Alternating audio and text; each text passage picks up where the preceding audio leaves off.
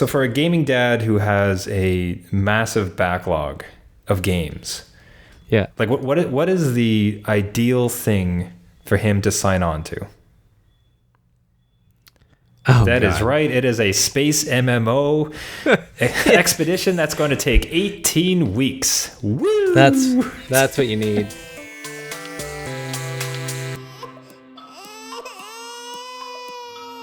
The adult beverages are poured, the kids are asleep. Welcome to New Dad Gaming, a show about fatherhood, gaming, and new fathers figuring out their gaming lives. My name is Trevor, and I have a 3-year-old and a 1-year-old. And I'm Jeff. I have an 8-year-old and a 5-year-old. So as I mentioned, at the height of foolishness, and I don't know why I get myself into these situations, but I've signed up for an 18-week expedition into the farthest reaches of space in the game of Elite Dangerous. And this would be it is literally the furthest human station in all of the galaxy, of the known galaxy. Right. So you decided to go 18 weeks into blackness. An 18-week road trip. Yeah. And Okay. sure. So let's be clear. So my gaming queue includes like 4 or 5 VR titles. Yes. It includes Horizon Zero Dawn. It includes finally beating God of War, which was the game of the year for 2018 for us. Yep. Like that's my gaming queue, and what I'm gonna do is drive to. So what happened was, Elite Dangerous, like, always a place in my heart. That game is just fantastic. Like I don't think I've ever played a space game where it just feels like that you are very much in a spaceship.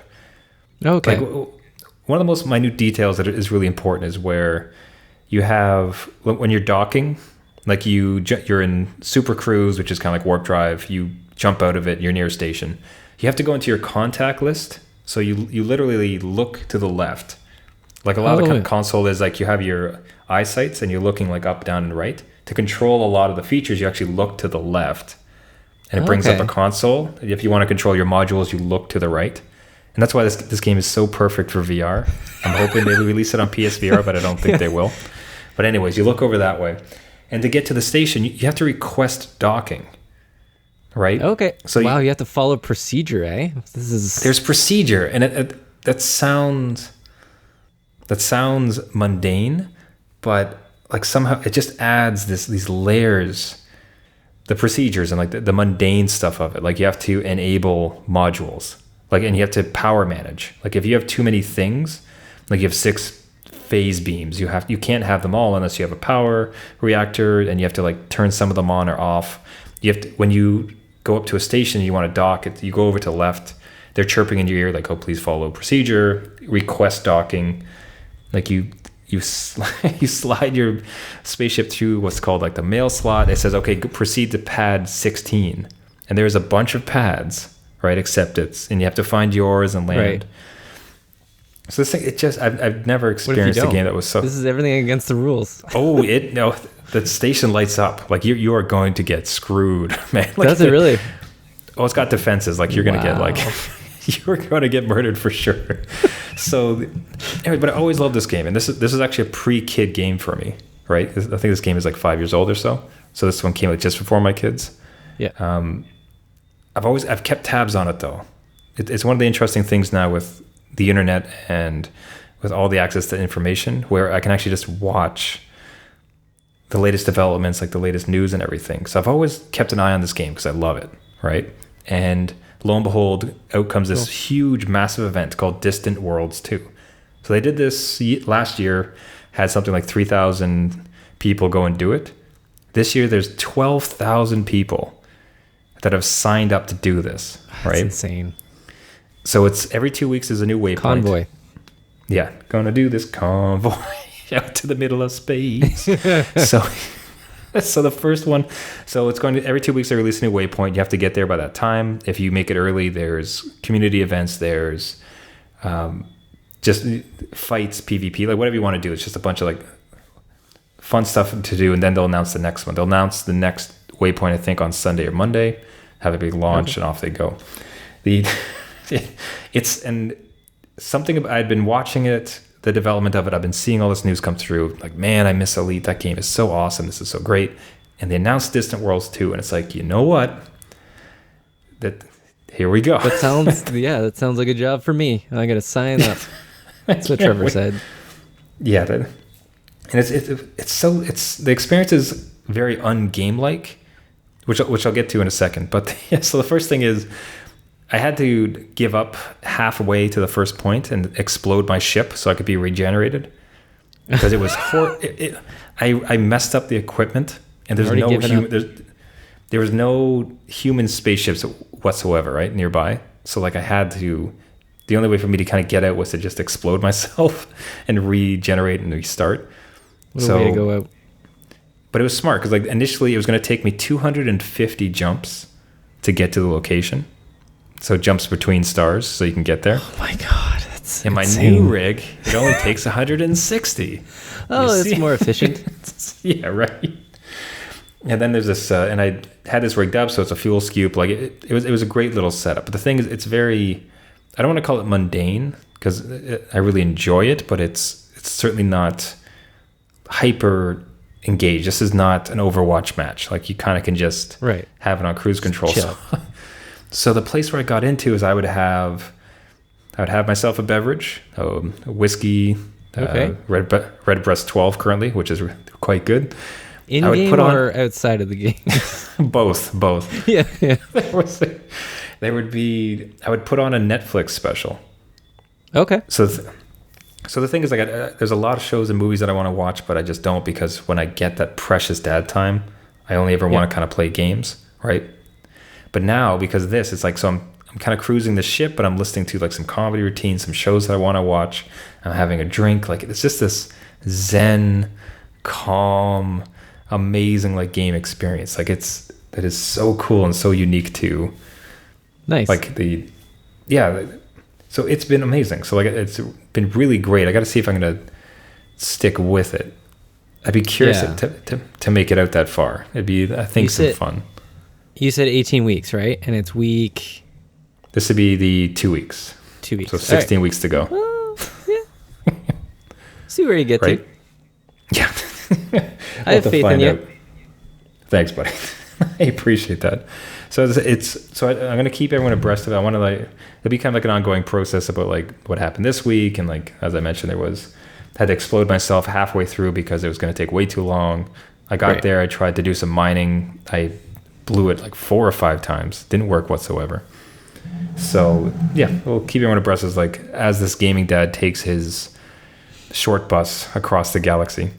And short bus is very like, the ship is called a hauler. It is this like tiny squat. It is like the first transporter you could possibly get. Really? Okay. It's made for hauling cargo, but like it's super cheap. Like it's really like a beginner ship. So it's this squat, ugly little thing. I bought this like green paint for it. It's amazing. Got it like all branded. Yeah, I got it all branded up, and that's what I'm trucking across the galaxy with. But besides my gaming foibles and terrible ideas, like yourself, how was your week in fatherhood and gaming? Fatherhood and gaming. Yeah, fatherhood was a little bit of a challenge this week. We have our oldest starting to lie to us. So dealing with lying is a big thing. Is that kind of late? Well, before you kind of don't start. Kind of seems like you'd start earlier. Oh, you mean, okay. Do you mean effectively lying? I feel, this is like, I'm not telling you what actually happened versus, I didn't turn off the bathroom light. Well, I just saw you that you didn't do it. Like, it's not that. It's more in-depth school lying. So it's about navigating that and having, conversations about, let's not do that and let's build that trust. So that's fun. So what has been your reaction then when you caught him in a lie? Like, what has been the thought with you and your wife around? Do we want to? Well, it's been a learning process. There's some techniques that you kind of have to, at least for me, I have to learn to use, because my instant reaction is to, all right, we caught you in a lie, you apologize, you did wrong, and you kind of decide the consequence. What do you think the consequence should be on, lying to your mom and dad? So that doesn't always work. So it's about using the other techniques. It kind of depends on the situation and the lie, but with our oldest, because of ADHD and being gifted, it's is a kind of a challenge to work around, because he kind of wears his emotions on his sleeve, and you can't really come at him too aggressively, or even go into consequences too much, because then the next time he might not come to you and feel that you are kind of that safe space. So my wife has kind of reminded me of that gently. So, it's just about cooling the jets a little bit and talking it out, which we did. But just creating that trust between us, even though he violated the trust to begin with. It's about saying, no, you can come with me, come to me with anything, and we could talk it out. If I find out later that it's not true, I think that's where the consequence comes in. Like, if you tell me now, we can deal with the problem. Later, if I find out, that's where the consequences kind of go up. So it's difficult, man. And not everything applies, because our youngest, not the same character. That dude can, I'll never find out about his lies. He is too good. He has like zero Is emotion. he crafty? He'll just, poker face. Not an issue. Like, so, but we navigated through it. Everything's good now.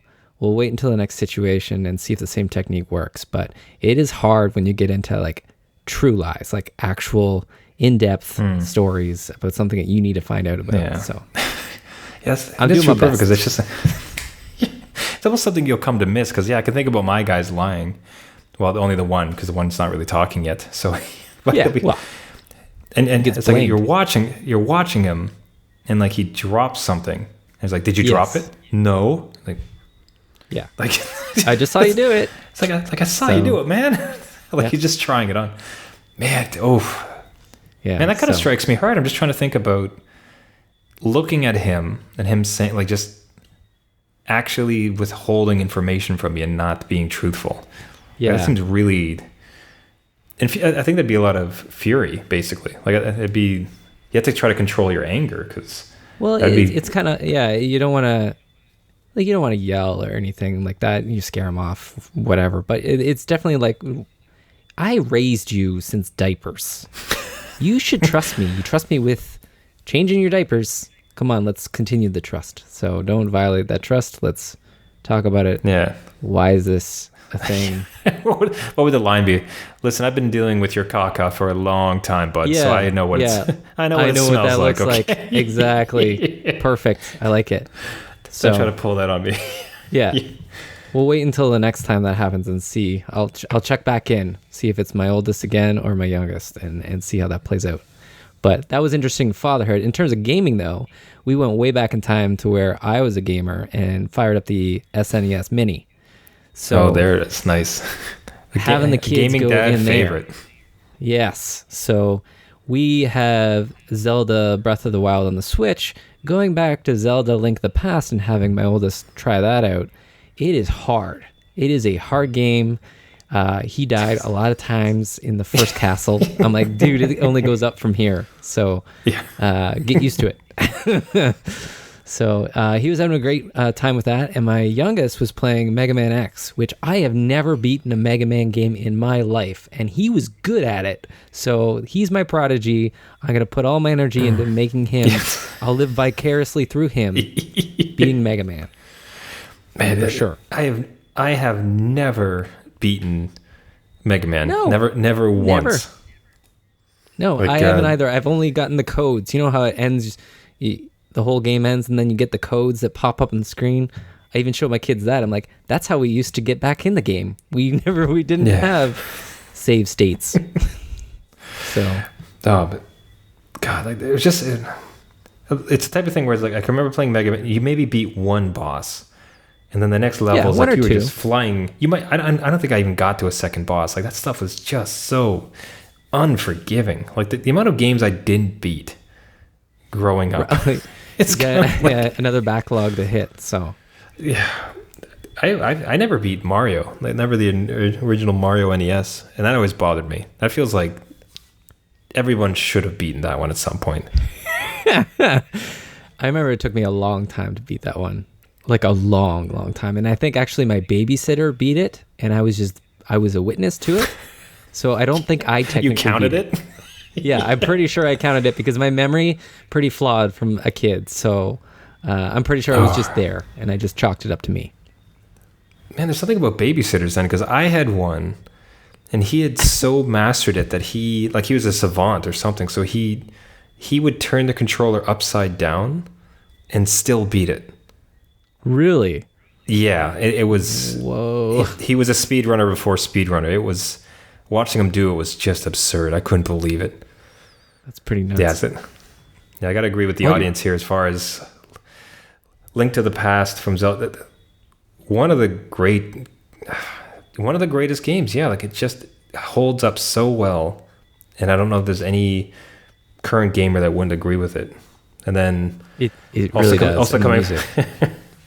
Also coming from the chat here is that everyone needs to beat 1, 2, and 3, which means I have not beaten any of the core ones that I need to have beaten. So this is like, I'm going to lose my mantle. I need to be replaced. I'm pretty sure you need to go back and beat those and then come back. Yeah, I think, if anything, it is one of the reasons why I considered an NES Mini. Because I've downloaded a few ROMs of Mario, some of the original ones, and it just doesn't feel like it's going to be authentic. Yeah, right? So, I don't know, that's a wrong that has to be righted. But that actually makes for an excellent transition, because your kid seems to be a savant of Mega Man, and our Gaming Dad Victory of the Week this week actually deals with a savant of Overwatch, and what could be one of the youngest pros if this girl keeps up on a trajectory. So it is time for Gaming Dad Victory of the Week. Each week we feature an exceptional gaming dad, and often their kids who are doing fatherhood and gaming so well. So this week's victory goes to gaming dad Brad, whose 8-year-old daughter used her immense Overwatch skill to save her team and the match. And this is just one of many, many highlights this 8-year-old has in her history. It's wild. But there's one video in particular that brought up the victory. So Jeff, why don't you walk us through the post? Yeah, so I'll talk along with it, but this is an 8-year-old playing Overwatch and saving the entire squad with immaculate hand-eye coordination. There is reaction time here that I don't have, and maybe it's because we're old. I don't know. But just look at this. It's insane. And I'm not good at this game, so I feel very I need to go back and practice, I think. It's not even just forget even if you don't know Overwatch, you don't need to know this game to appreciate what's happening. Like especially on some of the secondary kills she gets there. Like her trigger is so pitch perfect. It's on point. It doesn't miss a shot. That's unbelievable. Like that's one of the biggest problems I have with these shooters is I just can't seem to ever line it up. And that is just didn't skip a beat. That's unbelievable. Yeah. Like 8 years old. Yeah, I'm esports right there. Esports. Oh. You gotta wonder at what point do the team just keep getting younger and younger? Because with a few more years of development, and if she really has a passion for it, like who knows? Like, does she join a team when she's 12, 14? Like, is there like a rep team? Like is there? Yeah, it'll be like boxing. You have to wait until you're 18, and then you can finally go pro. Yeah, to be able to drive to the venues. No, that's what gaming dads are for. But that's true. Now, as I mentioned, so the particular highlight that won the victory of the week was the one we just went through. But so this future pro player actually has an entire gaming channel. So out on YouTube, if you search it, and we'll link it in the show notes. But if you search for LB Diva Gamer, you can see a bunch of her huge victories, big games. Like I watched a few of them, and it's just awe-inspiring. And it's I've never played this game near this level once. And this is an 8-year-old. Like it's unbelievable. I really hope she keep at it. We should set up a and match. and see how we especially, do. oh no. Yeah. That would just be embarrassing. Embarrassed. Yeah, exactly. Yeah. And a special call to the gaming dad Brad too. It's nice that he's recognized this and he's supporting her, like creating the YouTube channel, kind of spurring it on. And if you see some of the comments on Reddit around this thread and others, like there's a lot of support there. So that's cool to see. Like it's not just partaking in a gaming dad's hobby a little bit. It's taking on new avenues, new veins. This is so cool to see. Yeah. Kudos. Yep.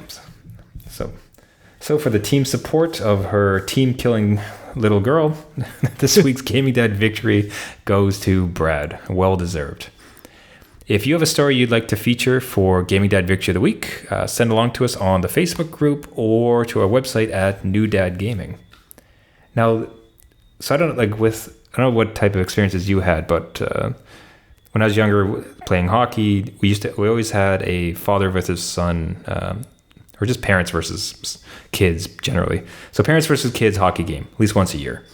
And usually the parents would mop the floor with us. Yeah. Right. You'd hope, right? Yeah, it's a bunch of kids. Like I'd hope you just you would ruin us. As a parent, yeah. But now, there's no chance, right? Like if we played our kids, like if we had and I think we should maybe look into doing this, but if it's like the New Dad Gaming Invitational. Okay. And it's like that. dads versus kids, we would get destroyed, right? Like there's no chance. So. No. It would it would be embarrassing. Yeah, so I'm seeing some suggestions from the chat here. I'm seeing CS:GO. My hand-eye coordination is. I used to be good at that game when Half-Life 2 released, and Counter-Strike was out there, and then CS:GO later on. I used to be good at it. Now, not so much. It's got to be the eyes. The eyes are going. And the next suggestion I'm seeing here from Chad is Fortnite. Of course, that makes the most sense as far as a father or gaming dad, gaming parent versus kids. Yep. No way. There is just no way that the gaming dads could possibly win. We're screwed, right? I wouldn't know where anything is. My kid knows that map like the back of his hand, so he would just automatically go to the spots he needs to be. Forget it. So, but it reminds me actually. So, if we're losing terribly, I think it's in our best interest to cheat, and to do so. I agree. And it's only fair. I don't think anyone would fault us, but to do so, you had posted a story this week on the Facebook group about an AI that defeated professional StarCraft players? Yeah, so it's Google's AI system. Oh, no, not Google. Yeah, so all the information you give to Google is allowing them to play StarCraft. It was their... Thanks for your data. Yeah, it was their AI program that they pitted against pro StarCraft 2 players. And the training program for the AI was... it would watch replays from these pro players and learn, right? Adaptively, strategize and get the algorithms going. And it viewed over 200 years of information in that span of time. 200 years of StarCraft in its brain. And then went up against these pro players. And I think pretty much wiped the floor with them 10-1. So, 10-1. If you're ever worried about Skynet... we have a StarCraft Pro. So there's some other adjacent stories that I saw where Amazon had released there's something that came out of CES of a similar one. I'd seen one from Amazon where they launched a race car, a physical race car, driverless. The whole point was for people to program the driver and the AI to drive the car. So it's your best AI driver versus my AI driver, right? Right. Okay. So it starts to become this. It just feels like we're going to start to get to this point where it's not even going to be us. Esports will not be us playing games. Esports will be my computer program versus your computer program playing this computer program game. Yeah, like BattleBots. It'd be like BattleBots. Oh God. but I'll say this: go on. No, I can totally see that. And I'm actually wondering if it goes into cheating, right? If you have this AI system that allows you to make quick decisions or prompts you somehow, maybe it's like a cheat sheet for these other players that can get into the game. I don't know. Yeah. Maybe they I remember monitor like that.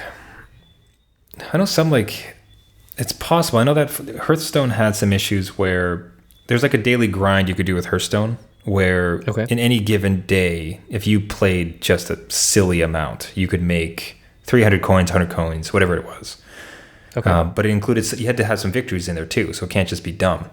But people had programmed, there were some decks that were so relatively straightforward to play that like people had programmed bots to just play it. So they had these like farming accounts Right, to where farm it, yeah. they would just, but it's a computer playing the game. Like you would go up against this thing and it's just playing this deck based on like the numbers that it was fed in because it was so straightforward. And every now and then, Right. you play 50 games, you're going to win like 3 by just the other person gives up at some point, like a couple by luck, like, and they would just farm. Just And it averages. sounds like you just run up against these bots every now and then. Yeah, so maybe the nefarious side of it is cheating. The sad side of it is maybe humans are no longer good enough to play video games, which would be very sad. One thing I'd like would be like I had a lot of fun with Overwatch when I was playing the just against a computer. So some of the you can go in just in like a simulated matches, so it's just you versus AI bots. Whoever. And it's a lot of fun because it's kind of geared towards letting you kind of win. But if that intelligently scaled, right? Yeah. Well, seriously though, like think about like I want to get better, but I have some worries about getting into actual online competitive play with other people. Like I want to just like kind of keep, and the AI is able to cleverly scale with me, so it kind of keeps training me and getting me better. Like See, I have an interesting story about that though. So, playing Smash Brothers, Ultimate Smash, I looked up online how to get better, how to get good, because I didn't want to go online, but I wanted to, at least wipe the floor with my kids. Beat your kids, So, yeah, of course. I went online. In a game. Yeah, and a lot of people say you don't put the computer level past a certain, I think it was like 5 or 6, because it does things that you pick up bad habits against. So you know how the computer works, and it's nothing a human opponent would do. So it's training you almost for these bad habits that only an AI opponent could pull off. So it was interesting. It was just like, oh, really? Like I thought I would scale it so I get, the best I can be, and then go up to like level 10 computer and I'd be, a god among men online. But I guess it's like slightly bad to go past a certain level for that reason. It's just you have these bad habits from AIs, doing whatever. They'll double jump in a certain way and all the time. So I don't know. It was just something I didn't think about. Yeah. See, I'd wonder if they regrouped. I'd almost be curious to see about a rematch, because I think in many ways they had their game plan, of which it was within the computer's database, right? So it kind of knew what was going to happen. I can remember my favorite clips from StarCraft was it's the one player's map, and all of a sudden like the chat comes up and it's like, I will blot out the sun, and he types back, it's like, what are you talking about? And all of a sudden, like a million of the floating things, unfortunately, I don't know the terminology, but like a million of the floating things just come across and it completely blots out. It covers everything on his screen. These things can't attack. Like they're useless. Like they're not like, he is just making it so that the other person can't see. Can't see. His That's screen. A good technique. Right? That's amazing. And I think he made it so like he couldn't click on anything, because anytime he tried to, like he'd click on one of the floors.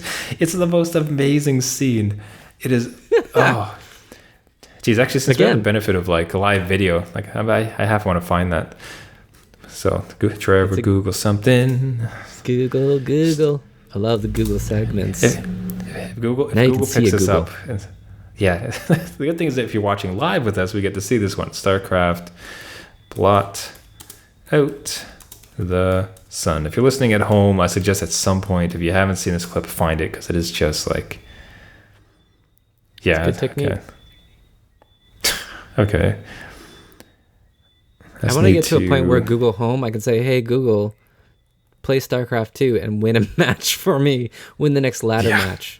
Okay. I just want to win one, please. Okay, so if... Okay, so this is the one opponent. He's simply got his base rock in here. It's just a mess on screen right now. Ready? So now what's happening is there's just a 1,000 floating, I think he called it like zergs. Oh my god.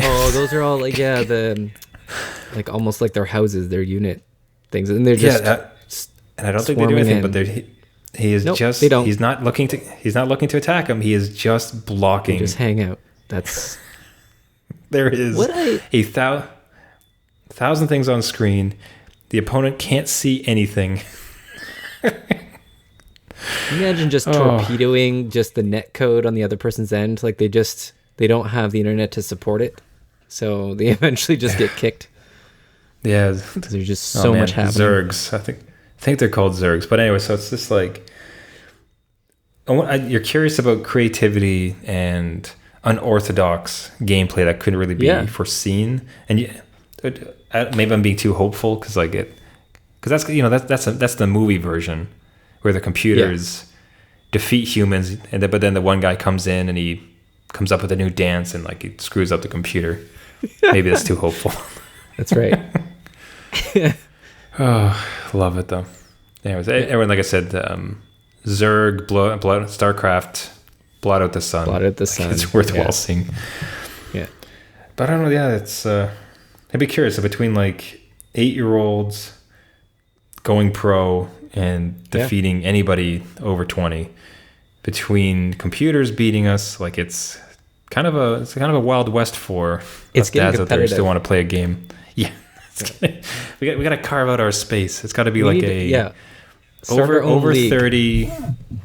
30 one kid minimum. It's like you've gotten to that age where you're now part of a bowling team. So we have to start our own gaming bowling team where you're over a certain age, it's maybe, 6 to 9 at night. And that's it.